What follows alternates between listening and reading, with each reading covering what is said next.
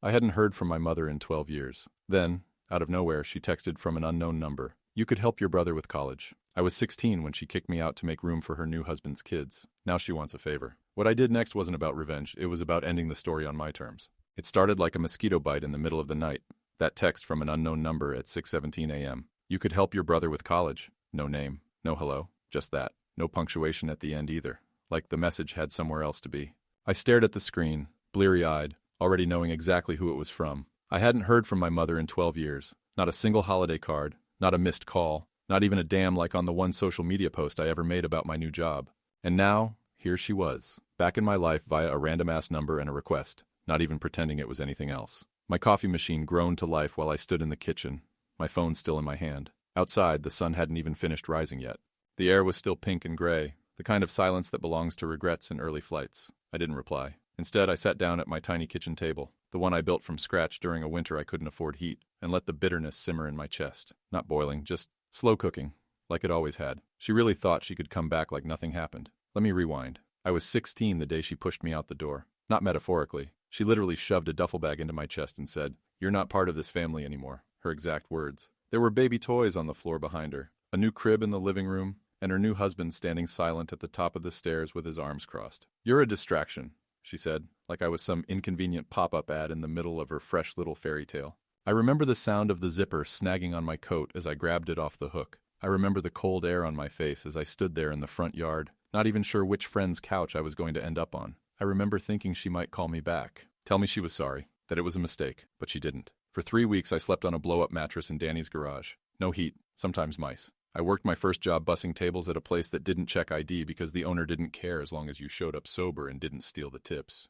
You learn quickly when the only person who's going to save you is yourself. You learn to stretch a dollar, to nod when people say, "You're so mature for your age," like it's a compliment. You learn how to make quiet resentment look like self-control. And apparently you learn how to be useful again the minute someone else needs something from you.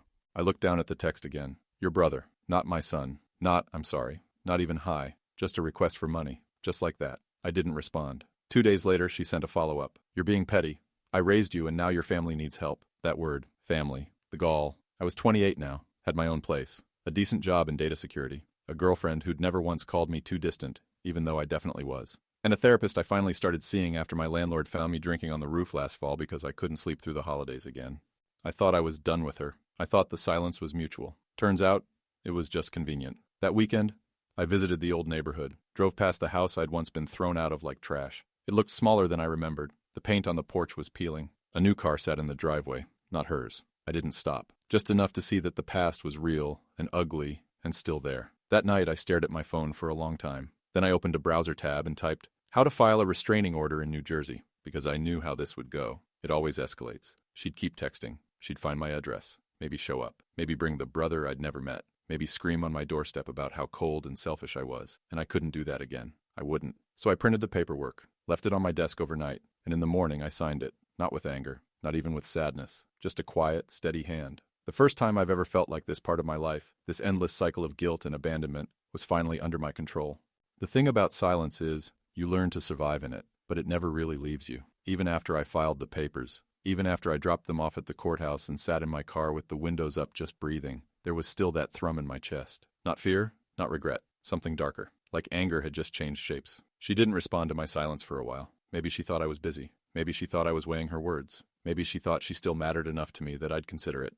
Then came the knock on my apartment door. It was Saturday. I was halfway through fixing the radiator when I heard it. Soft, but insistent. I froze. Didn't breathe. Didn't move. My hands were still stained with grease. I opened the door with my whole body braced. It wasn't her. It was a kid, 17 maybe, pale, nervous, and holding a yellow envelope with my name scrawled across it in handwriting I hadn't seen since she wrote "You owe me" on a torn receipt when I was 15, and asked for lunch money. "She told me you'd be here," he said, like that explained anything. I didn't answer. He handed me the envelope and left without another word. Just like that. Vanished down the hallway. Inside was a photo. An old one. Me, age 7, at the beach with her. She's smiling like a woman who still thought motherhood was going to fix something inside her. I remember that day. She yelled at the waitress for forgetting her lemon water and made me sit on a towel the whole time because she didn't want sand on the seats of the car. Taped to the back of the photo was a note. "He's your brother whether you like it or not." I did my best. You were always difficult. Just think about what you're throwing away. Throwing away, like I didn't already live in the wreckage. I sat down at the kitchen counter, photo in one hand, phone in the other. No new messages. Just that awful stillness again. Like her voice could still fill a room even when she wasn't in it. And here's the thing that no one tells you about betrayal. It ages in you. Not like wine. Like poison. It spreads. Twists things. I used to think the worst thing she did was throw me out. But no. The worst thing was convincing me for years that I somehow deserved it. 16. That's how old I was when she packed my clothes in a suitcase with broken wheels and told me I was too much. Too angry. Too ungrateful. Too in the way. You're ruining this family, she said while her new baby screamed from the other room. I remember the door clicking shut behind me. The porch light didn't even come on. I walked 5 miles to Jeremy's house. He didn't ask questions. Just opened the door, tossed me a blanket, and said I could crash in the basement as long as I needed. That blanket was the softest thing I'd felt in months. She didn't call. Not once. And now she wanted to talk about what I was throwing away? I burned the photo in the sink. Watched the smile melt off her face. Watched her become ash. I texted the number. Don't send anyone to my home again. Next time I file for harassment. No reply. But I knew it wasn't over. Not yet. People like her never leave quietly. She wanted something. And people like her, they don't ask. They invade. So I started sleeping with my phone off. She called me 2 days later. No caller ID. Just unknown. I let it ring. Then she left a voicemail. I can't believe how cold you've become. He's just a boy and you're sitting on your hands like some stranger. I didn't raise you to be this bitter. That last line hit like a slap. Not for what it said, but because it implied she'd raised me at all. I didn't listen to the rest. Just deleted it and tossed my phone onto the couch like it was diseased. Then I just stood there, in the middle of my apartment, trying to remember when exactly I stopped expecting love from her.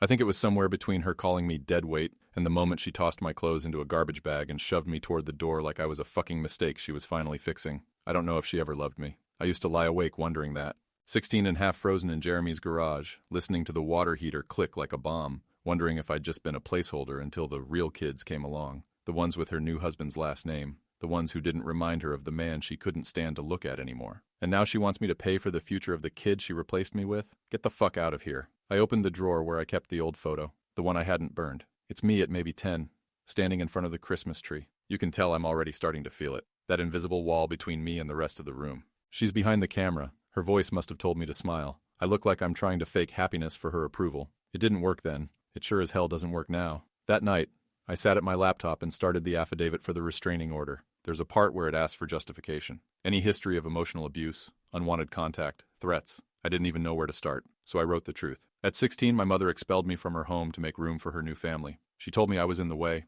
I lived with friends, worked minimum wage. She never called. Now, over a decade later, she has resumed contact only to demand financial support for the children she raised in my absence. I fear continued emotional destabilization and boundary violations. I am requesting legal distance to preserve my safety and mental health. I sat with that paragraph for a long time, rereading it, not crying, not raging, just existing with it, like seeing your own autopsy and realizing, oh, this is where it broke.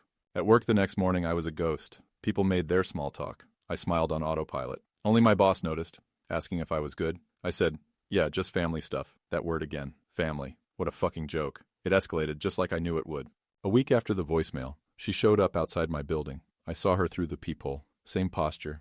Same coat she used to wear on cold nights, when I'd be up late doing homework in the kitchen, just to be around her. Back when I thought presence meant love. She looked older, more tired, like life didn't work out quite the way she thought it would. But my hands still curled into fists when I saw her. I didn't open the door. Instead, I waited, watched. She stood there for maybe 10 minutes, then slid an envelope under the door and left. Inside, a check, $500, with a note. I know it isn't enough, but I thought maybe it would show you I'm serious. He got into Rutgers. He wants to be an engineer like you. I laughed out loud. A dry, bitter sound I didn't recognize as mine. Like me? She never asked what I did for a living. Not once. She didn't come to my high school graduation. Didn't know about college. Didn't see the day I got my first promotion. And sat in my car afterward just staring at the steering wheel, not knowing who to call because I didn't have anyone. Now she wants to draw lines between us, as if there's still something that connects us. As if, like me, is some kind of compliment instead of a cruel echo of everything she erased. I called my lawyer. I want to proceed with the filing, I said. Restraining order, emotional harassment, whatever sticks. He was quiet for a second, then said, You sure about this? I was. That afternoon I returned the check, marked void in thick black marker across her sad little attempt at leverage, and mailed it back without a note. She texted that night, I'm just trying to rebuild something here. Why are you being so hateful? Hateful. Right. Because I'm the one who changed the locks on a 16-year-old and told him he ruined the family. I'm the one who stood behind a closed door while he begged to know what he did wrong. I'm the one who never said sorry. Fuck that. I blocked her number. Again. But part of me knew it wouldn't stop her. People like her don't recognize silence as a boundary. They see it as weakness, as permission. So I went ahead and filled out every last document. Affidavits, evidence, the whole stack. My lawyer said, We can file this first thing next week. I said, Let's do it. And for the first time in years, I felt like I wasn't just surviving. I was defending. The courthouse was quieter than I expected.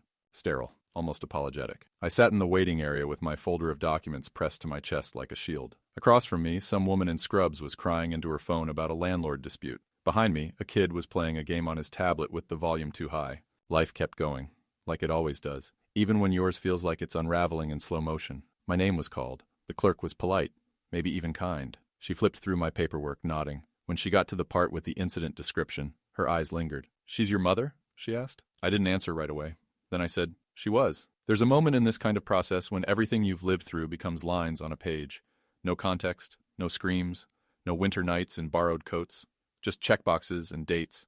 It feels clinical, like someone's dissecting your life without anesthesia. After I signed the initial forms, I was given a court date, 2 weeks. That's when a judge would hear the case, read what I wrote, and, hopefully, agree that this was enough. That I was enough. That my pain didn't need to be explained any more than it already had been. Walking out of that building, I felt like I'd stolen something. Freedom, maybe. It didn't last. That night, I got a letter. No return address. Just my name, written in blue ink. Sloppy, like she'd rushed. Inside was a handwritten note. The same guilt-drenched loops I remembered from old school forms and sick notes she forged when she didn't feel like parenting. If you do this, there's no coming back. He'll grow up knowing what kind of man you really are.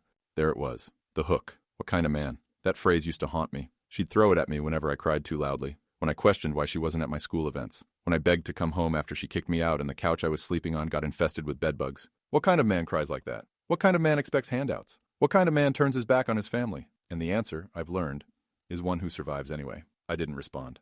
Just added the letter to the pile of evidence. Another brick on the wall I was finally building between us. But later that night, sitting in my dark kitchen, I let the anger come up. Not to consume me, but to remind me that I wasn't that kid anymore. That I didn't need her approval, her validation, or her fucking bloodline to define me. I wasn't the problem. I was the consequence of hers. And now, I was done being quiet about it. A week before the hearing, she found my work address. I don't know how. Maybe one of those creepy online people finder sites, or maybe she remembered the company name from some half-forgotten conversation years ago. Doesn't matter. She came by at lunch. Security called up to my floor. "There's a woman downstairs asking for you. Says it's urgent. Family matter." I didn't even have to ask who. I just told them, "Tell her I'm not available." My voice was calm. Too calm. Like a lake before a storm. I thought that would be the end of it. It wasn't. 5 minutes later, she sent an email. Work email. Subject line. "We need to talk before you make a mistake. Body. You can't undo this. I'm still your mother, no matter what papers you sign." That word again. Mother. Like it meant something sacred. Like she hadn't set fire to that title the day she chose comfort over me. I closed the email, documented it, forwarded it to my lawyer. He replied within minutes. "This actually strengthens your case. Save everything. Cool. Practical. Necessary." But me? I was vibrating. I left the office early, told my manager I wasn't feeling well. Not a lie. The air in my chest was too sharp. Everything felt like splinters. Back at home, I sat on the couch staring at nothing for a while. Then I opened the closet, dug to the back, and found it. The suitcase. Not a suitcase. The suitcase. The same one she threw at me the night she told me to leave. Still had the duct-taped handle. The zipper still jammed halfway. I'd kept it. I don't know why. Maybe as proof that it happened. That it was real. Inside, I found the shirt I wore my first night out. Thin flannel. Torn sleeve. Still smelled like the basement I crashed in. I pressed it to my face and felt everything at once. The cold, the hunger, the rage, the raw fear of being 16 and disposable. And then I folded it, carefully, like it was sacred. Because it was. It was mine. My story. My scar. That night I wrote my statement for the judge. I told the truth. Not the polished version. Not the one that tries to sound reasonable. The raw truth. About being erased. Replaced. About what it does to a boy when his mother calls him a burden and slams the door on his future. About the years I spent thinking maybe if I just got better. Better grades, better job, better attitude. She might reach out and say she was wrong. She never did. Now, she was only reaching out to take something else. And I was done giving. The morning of the hearing, I dressed like I was going to war. Button up, clean shave, black jacket that made me look like someone who didn't flinch anymore. I even polished my shoes, which felt stupid at first, but there was something ritualistic about it. Like I was scrubbing away everything she said I was. Lazy, ungrateful, broken. I took the subway early, clutching the folder like it was armor. Photos, letters, voicemails printed out and transcribed. Timeline of contact, my written statement. Everything my lawyer told me I'd need to prove that this wasn't just a grudge. It was a fucking pattern. The story of a boy thrown out, and the man who built walls high enough to keep the past out, or tried to. She was already there when I arrived, sitting in the hallway outside the courtroom like she had every right to be. She wore a gray coat that didn't quite fit her. Maybe she'd lost weight. Maybe life had finally started pressing down on her too. Her hair was up and she looked like she'd tried to appear put together, but the mask slipped when she saw me. She stood too fast, eyes wide like a puppy left outside in the rain. "I just want to talk," she said. I kept walking, past her, through her, like she wasn't there. "Please," she called out, voice louder now. "You don't have to do this. We're family." I stopped, turned just enough for her to see my face. "I do," I said slowly, "and you don't get to ask for anything anymore." She opened her mouth like she wanted to say something clever or dramatic or guilt-drenched, but nothing came, just that look, the same one she gave me when I was 16, standing in the rain with a torn duffel bag and a question she never answered. "Why aren't I enough for you?" Her face collapsed, not into tears, into something worse. That performative heartbreak she used to weaponize when I was a kid, the kind that said, "Look what you've done to me," while you were the one bleeding. I walked into the courtroom. The judge was efficient, professional, asked the right questions, listened to my lawyer, flipped through the evidence with careful fingers, skimmed the transcript of her emails and texts. I watched him pause at the printed screenshot of the email she sent to my work address. His brow tightened. Then he turned to me. "Is there anything else you'd like to say?" I stood, and for a second, I couldn't speak, because there it was, that same silence from when I was 16, standing on the porch with my suitcase, waiting for someone to say, "Don't go," but no one did. So I looked the judge in the eye and said, "I spent years trying to earn her love. Now I'm just trying to protect my life." He nodded. That was enough. The decision would be mailed in a few days, but everyone in the room already knew which way it would go. You could feel it in the pause before the gavel, in the shift of energy, like the court itself recognized what it had taken for me to get here. When I walked back out into the hallway, she was gone, and in her place, I swear to God, it felt like the air weighed less. I didn't cry, didn't smile, just walked out of that courthouse and into a version of myself I hadn't met yet, one that didn't owe her a damn thing, one that didn't walk on eggshells or apologize for not bleeding when she said she was cut. The letter came 3 days later, cream-colored envelope, thin cursive handwriting, legal seal stamped in the corner. I didn't open it right away, just stood there in my kitchen, keys still in hand, holding that envelope like it might bite. But when I finally tore it open and unfolded the paper inside, I felt it, the shift, restraining order granted. There it was, in black and white. Authority saying what I'd always known in my bones but had never heard out loud. You were right to protect yourself. No one could say I was being dramatic now. No one could accuse me of holding a grudge or being cruel to my mother. The state had looked at the evidence, weighed her manipulations and said, enough. And suddenly, I wasn't 16 anymore. I wasn't the kid who kept one ear open at night in case she changed her mind.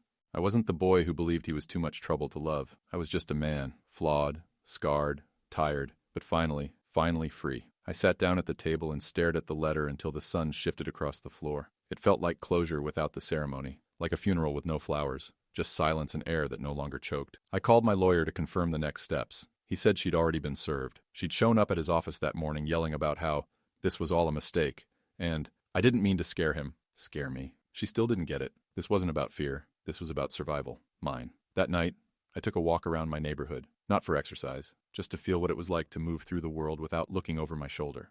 I passed the corner store, the diner I used to eat at when I was broke and alone, and the bookstore where I bought my first real journal. Every place looked different, like I'd been staring at the world through someone else's lens and just got my own eyes back.